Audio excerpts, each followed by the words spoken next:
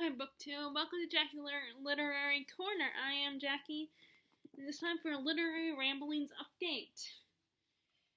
Okay, so I decided to DNF Far from the Maddening Crown. I got pretty far into it, though. I got, according to Goodreads, 58%, so a little over halfway. But I just was losing interest and kind of bored with it. It was not, I'm very picky about my romance. I would rather, if I'm gonna check out something that's mostly romance, I would rather watch it in a movie or a TV show than actually take the time to read a book that's gonna take me a week or a month or a year if it's like an epic romance. But at the same time, though, I feel like I'm always worried someone's gonna someone like a friend might call me out on being a hypocrite because I do enjoy books like Gone with the Wind um and there was a time I did like Twilight, which actually funnily enough I'm watching a booktuber's haul, a book haul, and they mentioned the Midnight Sun, getting Holly Midnight Sun. But which I'm kind of annoyed by that because at the time when I was still all into Twilight and loved the movies. And although I think I got rid of them, I actually might have got rid of the movies because I hardly watch them anymore. They come on TV anyway, so it's like they come on Freeform all the time. If I ever want to watch them, I think I got rid of them. And then I liked the books. I enjoyed the books, and it was one series that my mom and I kind of both liked. And I was so excited at the time that when she mentioned Midnight Sun, and now it's like because it got leaked, which she decided not to publish it, and then years later, here in this year, she decides to publish it, and it's like, really? Now you do? Now you decide to publish it when I'm no longer interested in it?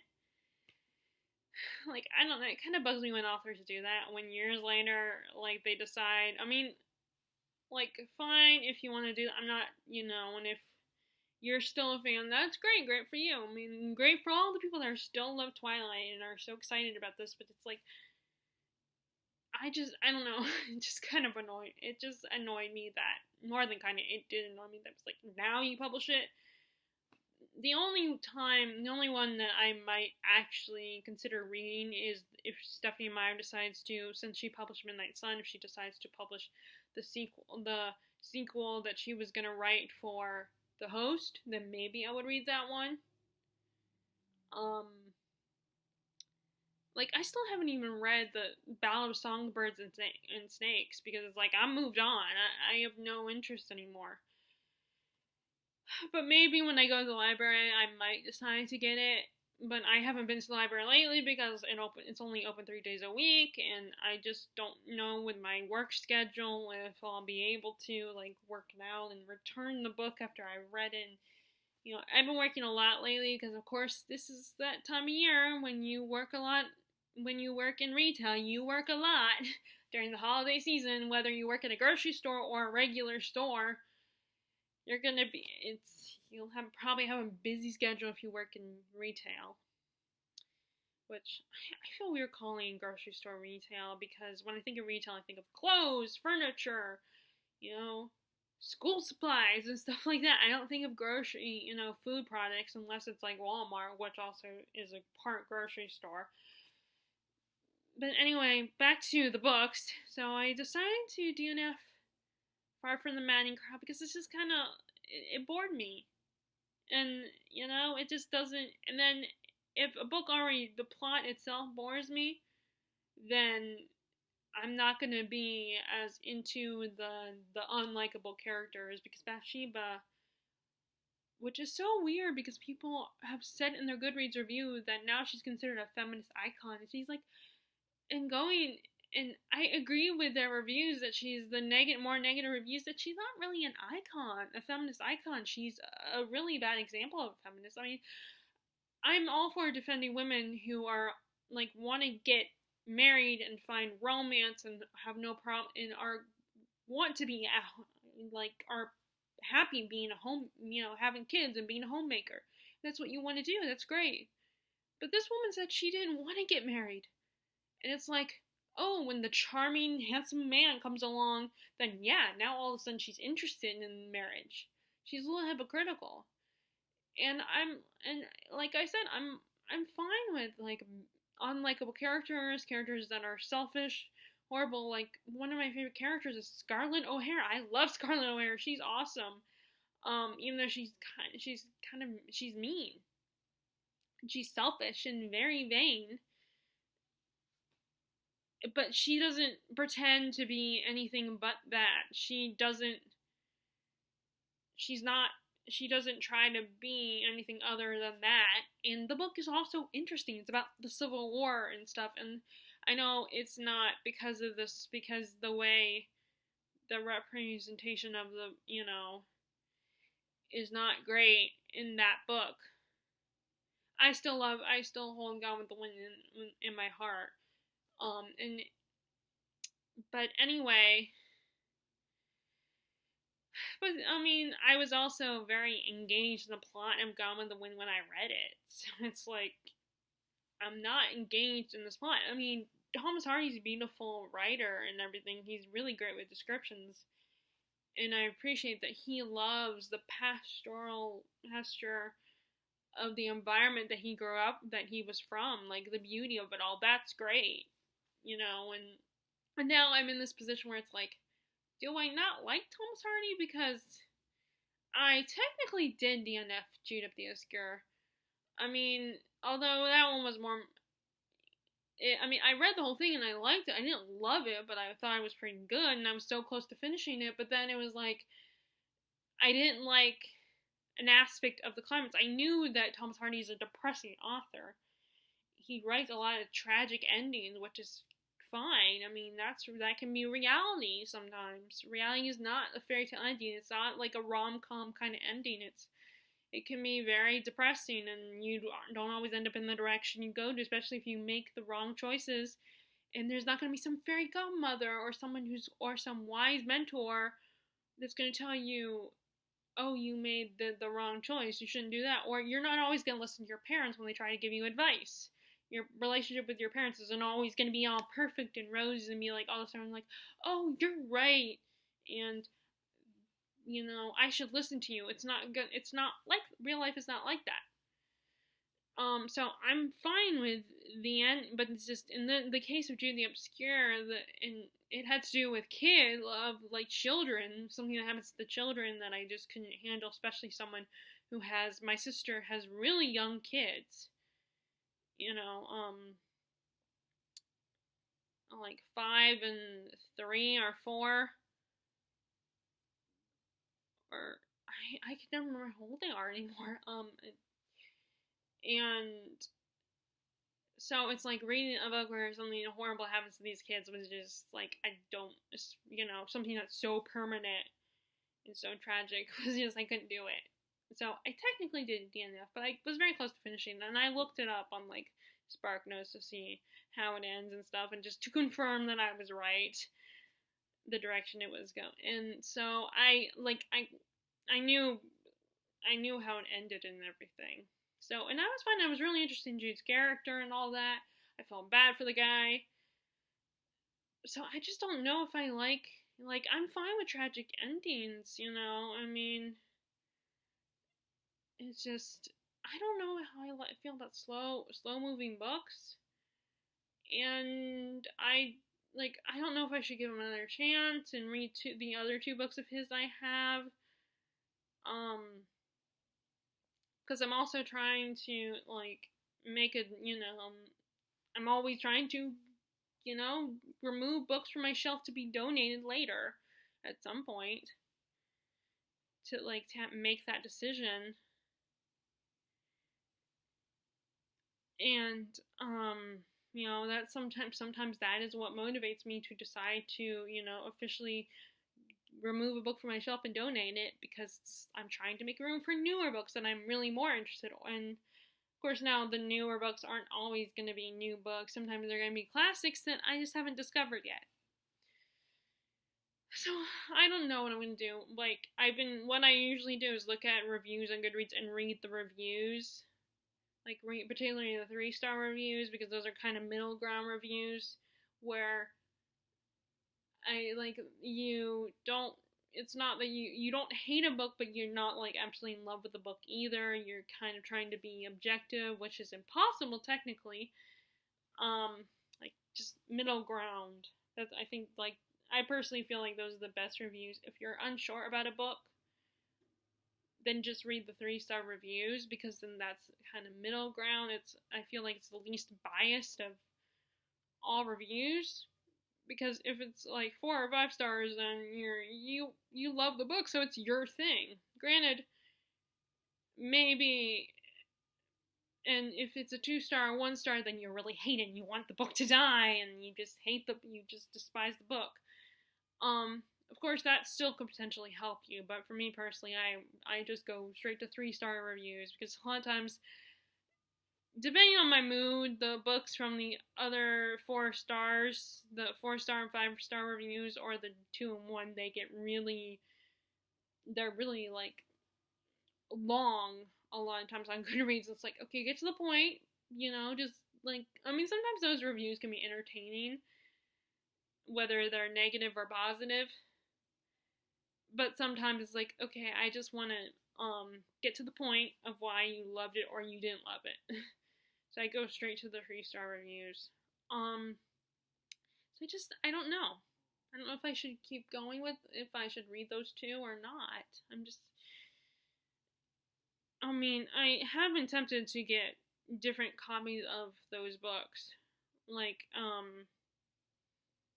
regular paperback copy instead of the mass market paperback, so that could potentially make it easier for me to get into the books. Because I think mass market is just, now, I don't know if it's because BookTube is maybe like pointing out the negative aspects of mass market, or I've just figured it out, but mass market, especially when it's a book that I'm not sure how much I really love the book, but I still want to read it, it's not as fun reading the mass market. The print is really small, and it's not really pretty,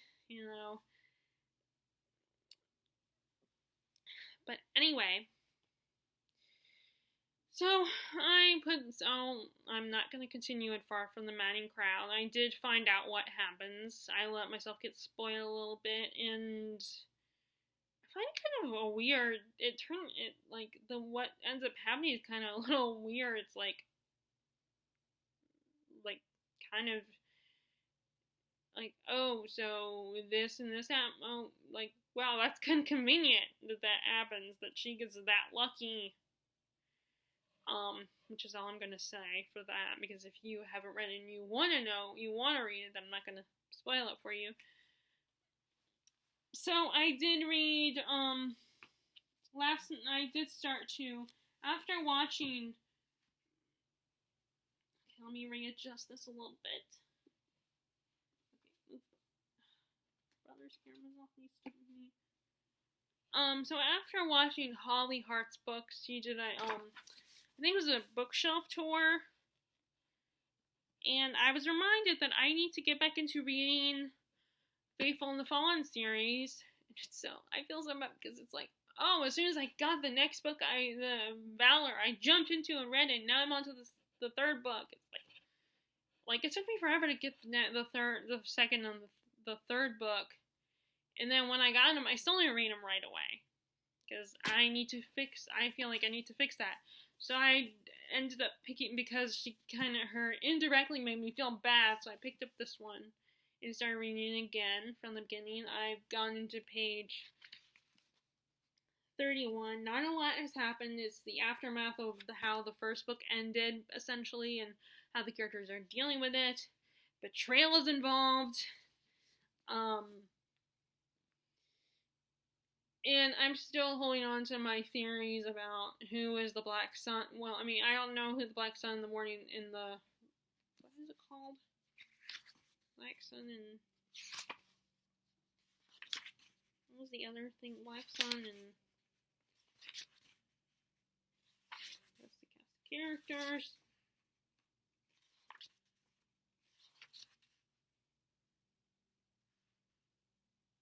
Bright Star, that's what it's called. Right.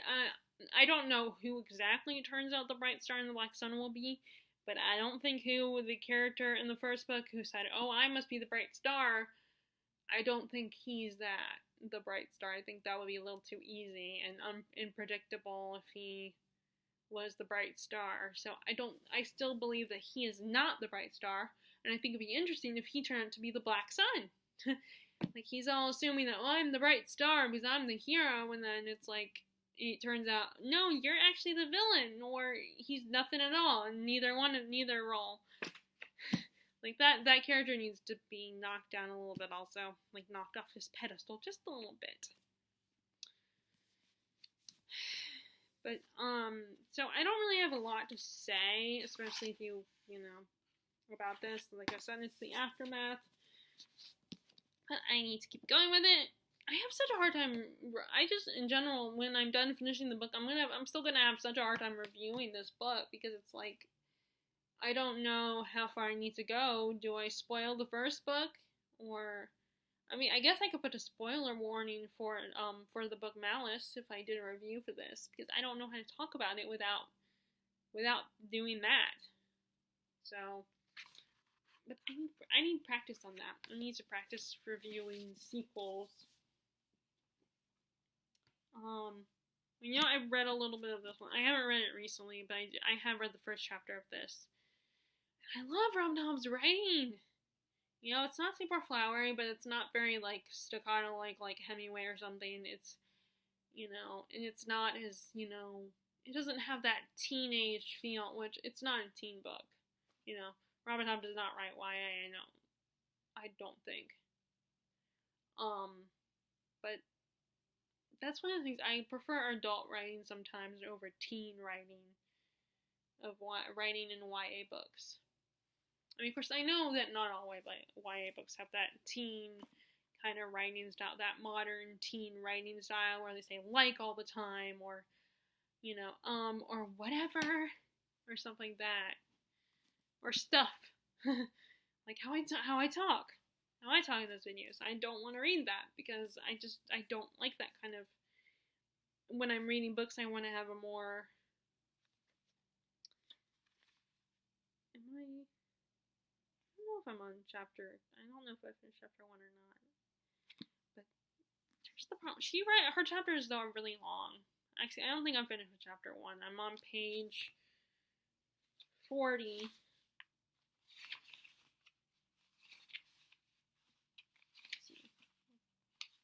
I might be in chapter 2. I do not know where I am in the book. So there's a page break.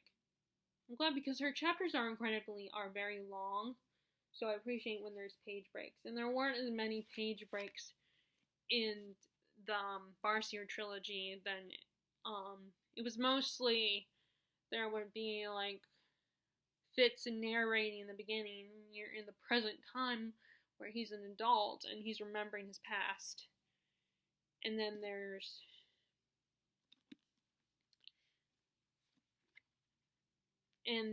there might be a page break later in the chapter, but there was rarely any page breaks. Then I kind of need that. So I don't have much to say. We introduced the characters and like some of the characters, and we haven't even got to the live ships yet. Like that part is coming up soon, I think. We haven't got to the live ships. We just been hinted at the magic in this chapter, in the first chapter. So I need to read that one too. And I think I'm gonna start reading The Double soon, by Fyodor Dostoevsky.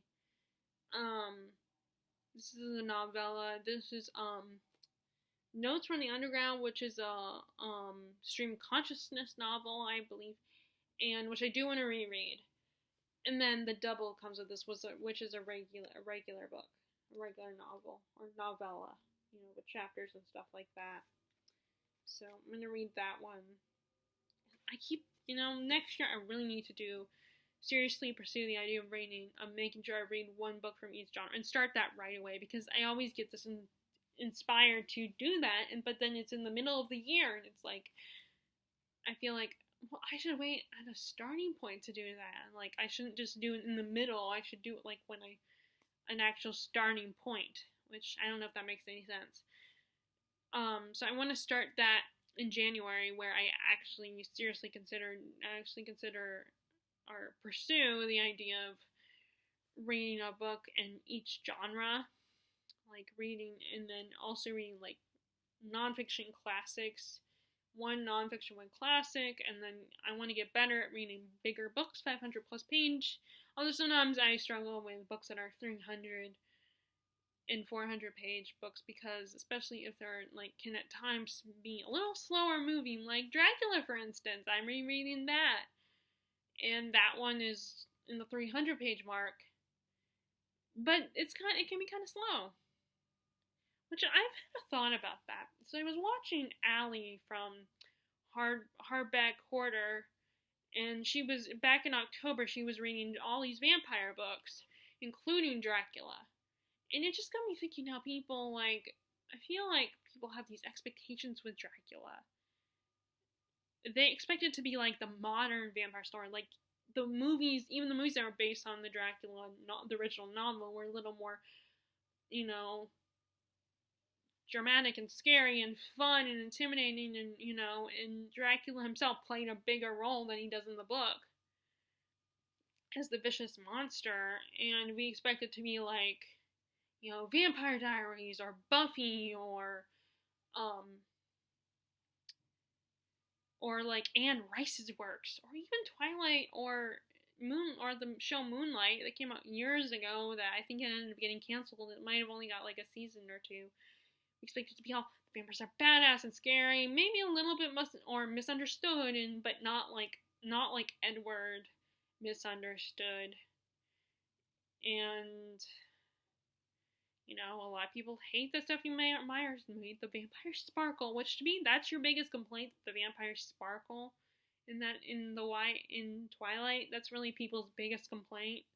To me, I think you should complain more about the fact that Edward practically stalks Bella and is obsessed and controlling in the same, or that Jacob's character is debating. My feelings are all over the place with him. Sometimes but even he seems a bit controlling, at least later on in the series. Like, I can see what people mean when they say he was a completely different character in the third, in this, Moonlight, in the Moonlight, New Moon, and then going into the rest of the series. Like, he seems so much more laid back and easygoing, and consider Bella like a friend, and she's like a sister in the first book, Twilight, but then again, we're in Bella's head the whole time, and she might not, she just didn't notice.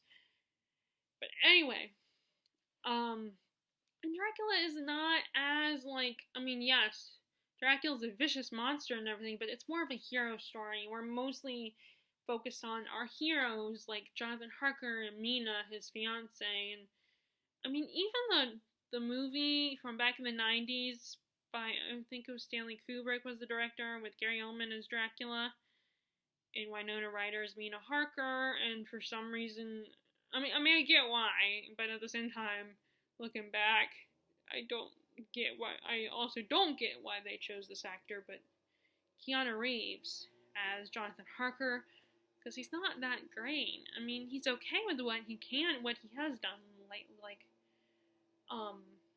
the movie scene normally does that, like Matrix, and what's that other one called?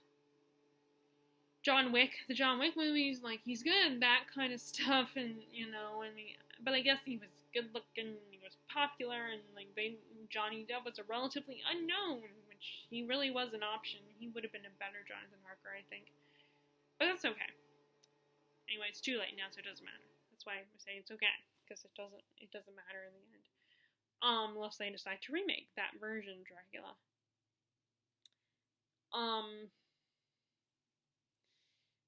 But, like, even that one, they kind of changed a little bit with with the character, making the character, adding more of a romanticism to the relationship of Mina and Dracula. But I feel like people are disappointed with the original novel. But it was written a long time ago by an Irish, guy, and an old dude. So it's a little, and the values are very different then, and it wasn't like people were all like, oh, let's feel bad for the poor misunderstood evil dude, or dude that seems evil but he's really not, he's just misunderstood. People weren't into that like they are now we realize humans are more complex, and although there are some authors who write really good more complex characters anyway. But yeah, I think people go into the expectations of assuming. I might be wrong there and being unfair judge of people. But I actually liked this reading it again for the second time, because the first time I was kind of bored with it, but reading it again, like, although I haven't picked it up lately, and that's not because I'm bored with it, it's just I got sidetracked by other books. But reading it now, it seems a little more engaging to me, a little more intriguing of a read. Reading it, like, when I started it more recently, back in October. I do need to get back into it, and I also, along with quite a few other books. But anyway, I did read a little bit of this one. So much is going on, just like a Dickens novel, there's so much plot going on. It was so, and I wish that they would do what they did with the Three Musketeers, where BBC made a TV series, instead, and expanded the world and included almost everything. I assume I haven't watched it. I need to watch it, just to see. But I wish they would do that for this one too, like make it a TV series. I mean, the movie was good, with Jim Caviezel and everything, and he was great as Edmond Dantes. But I wish, there's so much more going on. I mean, in fact, there's so many other characters. Like Albert has a friend in this one that plays a little bit more of a role in the book than in the movie. He's not even in the movie. And then there's Danglars has a bigger role too in this. He's not just a crotchety old man who's jealous of Edmund, but he's clever and he's a banker, and I mean, he becomes a nobleman too, and he gets a wife, and we just found out that the wife had a relationship with Monsieur Villefort, and they had a love child, and that the Count implied that he had discovered the baby, not supposedly realizing who the parents of the baby was, but Villefort said, he checked where he said that the baby was married and there was no baby there, and so he thinks that the Count is lying, and that maybe he knows their secret. They had a love child, and so see, even though this is a slow moving book and it's over 1,000 pages, I prefer this kind of plot, because even though, there are a lot of times where I stop reading it, I still am engaged in this plot more than I was in Far From the Maddening Crowd. It's so much more interesting and so much more dramatic, and there's political intrigue, and you keep wondering, and I keep asking, what does this have to do with, what is the Count doing, what does this have to do with his plan, and what is he going to do, I mean, there's still times where I'm like, okay, yeah, what does this have to do? Get to the point. But then there are other times where I'm like, yeah, really, what is this gonna do? I'm actually excited, but then there are times when I'm not excited. But I still would rather spend years reading this than reading Far From the Maddening Crowd, which would normally take me a week or two to read, but it's taking me forever. I still have not finished it. I mean, it took me a long time to finish it, so finally, as you guys know, as I just said, I DNF'd it, because it was just, even though the chapters are not that long, I still was not as engaged in it as I am in this book.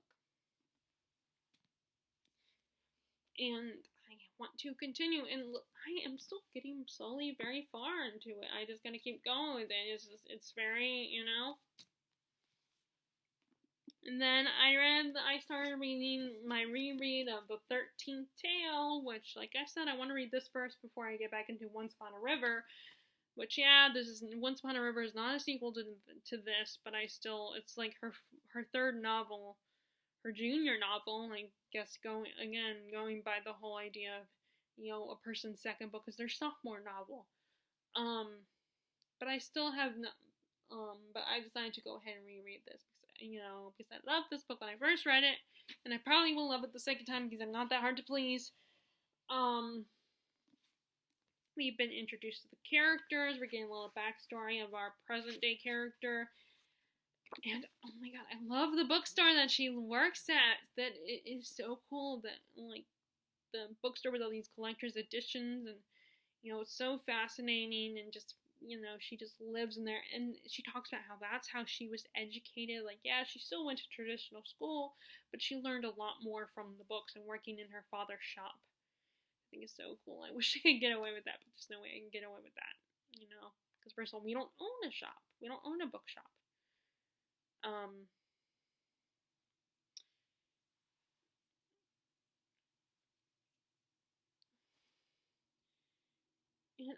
I vaguely recall some of the details about this woman's past. Like, I remember there were twin siblings involved in her story. Like, her mom was a twin, I want to say. And they had her mom was a very weird person, or her grandmother, or whatever. It's been a while since I've read it, but I vaguely recall details of Vida Winter's story. And I love this cover with the books on it, and then the raised title, and I love raised titles and names of the author and the author's name. That feeling. But anyway. Okay, so that is my update for today. I do not know when I'm going to read today, but I am going to go running errands with my mom. I did ask her if I could go to Books A Million, but when she asked me, so why are you asking? Because I was asking what were the plans today. And she did ask me because she knows me extremely well, and I mentioned, well, I would love to go to Books A Million, but I recently went to Barnes & Noble, and I spent $100, although that's partly because of the fact that my mom picked something up for gifts, and she asked me, I ended up paying for the gifts, which is not a bad thing to spend money on, but it was a lot. So hopefully they will appreciate their gifts. It's always so hard to shop for your relatives because, if you don't live with them, you might not know what they like. And it's disappointing when you spend money and you spend the money to get them something. Even though it's not about spending the money and getting them a gift, it's about the thought that counts. But sometimes people aren't always as appreciative of appreciative of those gifts. So, and it ends up to them, they don't care if you spent a lot of money on the gift, they'll still not appreciate it. Although this particular cousin of mine is a little more appreciative than some of my other cousins. But I'm not trying to sound all ungrateful. Like, I don't mind spending the money on them, it's just, it was just brought up because I brought up going to Books A Million, and she was like, I don't think that's a good idea because you already spend a lot of money, and but anyway, so if you guys like this video, be sure to give it a thumbs up, and subscribe if you haven't already. Click the bell notification below if you want to know when I post more videos. I hope you were washing your hands, wearing your face mask, staying 6 feet apart from people, and just being kind to those around you. And I will talk to you all later. Alright, bye!